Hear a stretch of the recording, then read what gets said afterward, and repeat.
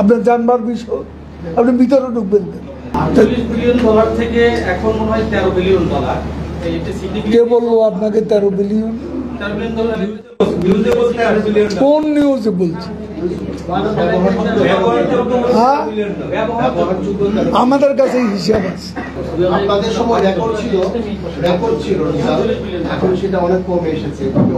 তাহলে গভর্নরকে জিজ্ঞেস করুন যে কি কারণে এটা এই পর্যায়ে আসলো। আমরা তো এটা জানি না। আমরা জানি যে 19 থেকে $20 বিলিয়ন এর মধ্যেই ঘুরপাক। পৃথিবীর কোন দেশের সেন্ট্রাল ব্যাংকে ঢুকতে পারছে অবাধে? কোন দেশে? ভারতের সেন্ট্রাল ব্যাংকে কি, ফেডারেল ব্যাংকে কি ঢুকতে পারছে কেউ? কেন ঢুকবে? সব ওয়েবসাইটে আছে। আপনার জানবার বিষয়, আপনি ভিতরে ঢুকবেন কেন?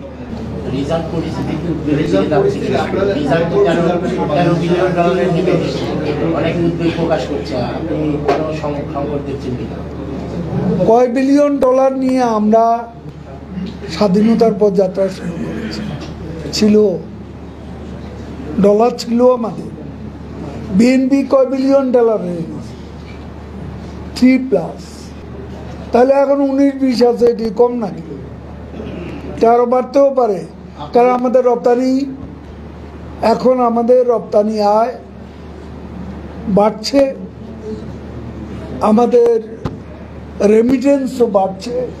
এই মুহূর্তে যে প্রবণতা, এগুলো বাড়লে রিজার্ভও বাড়বে। যে অর্থনীতি, যে আপনি কালো টাকা পাচার হয়ে যাচ্ছে, কোন কোন ক্ষেত্রে ব্যাংকের লোনগুলো মানে যারা শোধ করছেন ঋণ খেলাপি, তাদেরকে তো গণতন্ত্র যেখানে সুসংগত সেখানে তাদেরকে বিচারের আওতায় আনা হয়। সেই জায়গাটায় তো গণতন্ত্র সুসংগত হতে হলে যেসব 4টি স্তম্ভ সঠিক থাকতো, সেই জায়গাগুলো তো আসলে দুর্বলতা দেখা দিচ্ছে। বিশ্ব পরিস্থিতি এখন অত্যন্ত ঝুঁকিপূর্ণ। অর্থনৈতিক সংকট,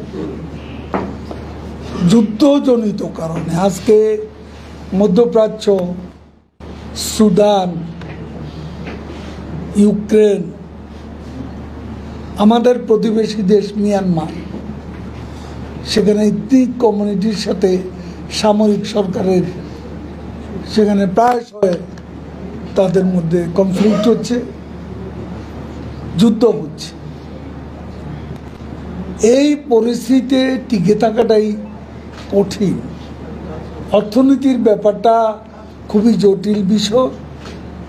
এখানে এই যে নতুন পরিস্থিতির সাথে অ্যাকোমোডেশন, অ্যাডজাস্টমেন্ট করা, এতে অনেক সময় ওঠানামা করতে পারে।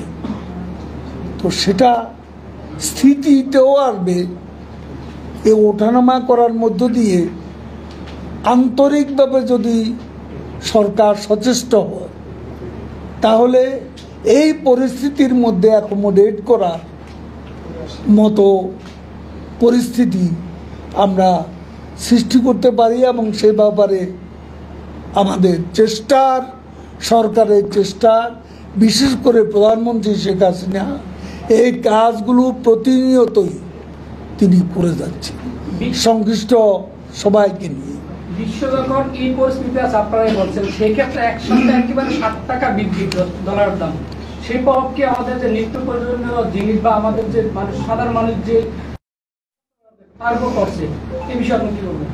এটা অর্থনীতির বিষয়। এখানে বাংলাদেশ ব্যাংকের গভর্নর যুক্তি দিয়ে বলেছে, অর্থ মন্ত্রণালয় থেকেও বলছে এই $60 বৃদ্ধিটা প্রয়োজন ছিল। এখানে মুদ্রাস্ফীতি একটা ফ্যাক্টর, মূল্যস্ফীতি একটা ফ্যাক্টর, ডলারের মূল্যবৃদ্ধি, এটাকে অ্যাডজাস্টমেন্ট করার জন্য এই $60 বৃদ্ধি করা হয়েছে। এটা অন্য কোনো উদ্দেশ্য নয়। এতে যে খুব একটা প্রভাব পড়বে তা নয়। আর বাজার পরিস্থিতি ওঠানামা করে, এটা ওঠানামা করবে। বর্তমান পরিস্থিতিতে আরও বেশি করে এই প্রবণতা দৃশ্যমান হবে। তবে আমি বিশ্বাস করি আন্তরিকতা থাকলে, আন্তরিকভাবে চেষ্টা করলে সব পরিস্থিতিকে সহনীয় করে রাখা যাবে। এবং সেই চেষ্টাই সরকার করে যাচ্ছে। তাদের ভাই বেশ কয়েকটা ব্যাংক থেকে গ্রাহকরা তাদের গচ্ছিত টাকা তুলতে পারছে না। বেশ কয়েকটা ব্রাঞ্চে এরকম ঘটনা ঘটেছে যে গ্রাহকের রোষানল থেকে বাঁচতে ব্যাংকের কর্মকর্তারা ব্যাংক তালা দিয়ে তারা পালিয়েছে।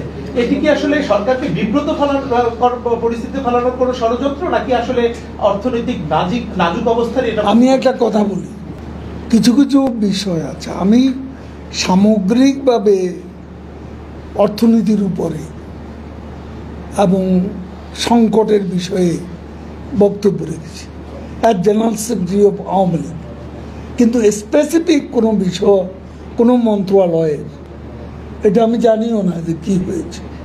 আপনি বিষয়টা সংশ্লিষ্ট মন্ত্রণালয়ের মন্ত্রীকে জিজ্ঞেস করুন অথবা বাংলাদেশ ব্যাংকের গভর্নরকে জিজ্ঞেস করুন, এটা তাদেরই উত্তর দেওয়া। আসলে কি এই বহির্বিশ্বের কথা বলে দেশের যে অভ্যন্তরীণ বা যে দুর্নীতিকে আড়াল করার কোনো চেষ্টা বা এরকম কিছু হচ্ছে? আপনি বলেন কোথায় দুর্নীতি হচ্ছে? না, বলতে হবে, যে দুবাইতে এটা খুব খারাপ জিনিস। দুবাইতে দেখলাম যে একটা নিউজ আসছে 532 বাংলাদেশি তারা বৈদেশিক তারা বাড়ি করছে। এটা অনুসন্ধান করে বের করে। তো কোকো আর বা তারেকের অর্থ পাচারের কাহিনী কি জানেন না? তাদেরটা তো হাতে নাতে ধরা পড়ছে সিঙ্গাপুরে, মানি লন্ডারিং। এটা কি আওয়ামী লীগ করেছে?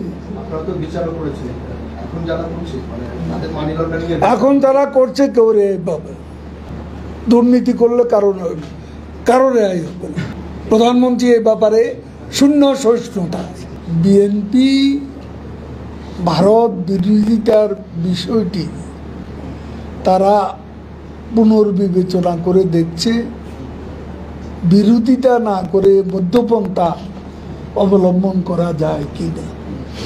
তাদের সামনে এখন কোনো ইস্যু নেই, এখন তারা আছে এটা বোঝানোর জন্য শেষ পর্যন্ত গণ অভ্যুত্থান থেকে লিফলেট বিতরণে আসতে হলো। গণমানুষ মানে জিল্লুর রহমান সাহেবের বক্তব্য তো বাংলাদেশের মতো চলবে। বাংলাদেশে একটা নির্বাচন হয়েছে,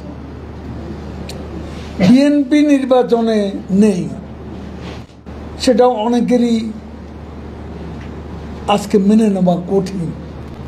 এই নির্বাচনে যে বাস্তবতা এবং এই নির্বাচনটা কিন্তু ফ্রি ফেয়ার হয়েছে, টার্ন আউটও 42+, এটাও কম ছিল।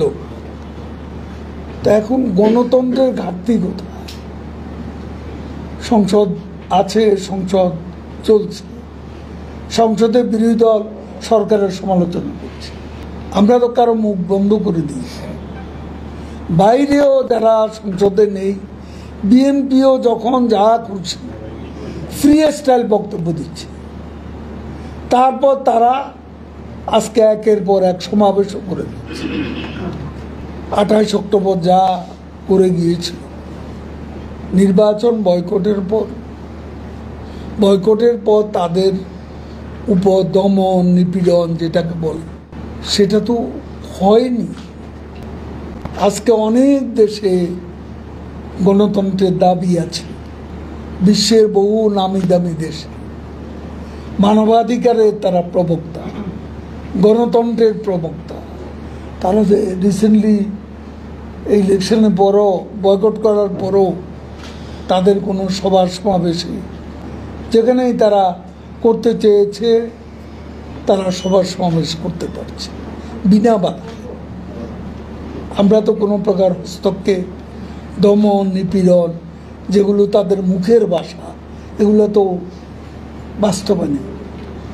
এখন আপনি বলেন আমার গণতন্ত্রের ঘাটতি, আমি যদি বলি গণতন্ত্রে আমরা অনেক দেশের তুলনায় সারপ্লাসে আছি।